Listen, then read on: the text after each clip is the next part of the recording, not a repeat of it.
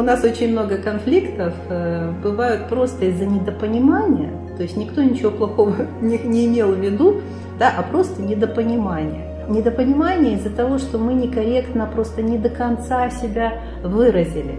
А не до конца себя выразили, потому что сами себя не поняли. Да?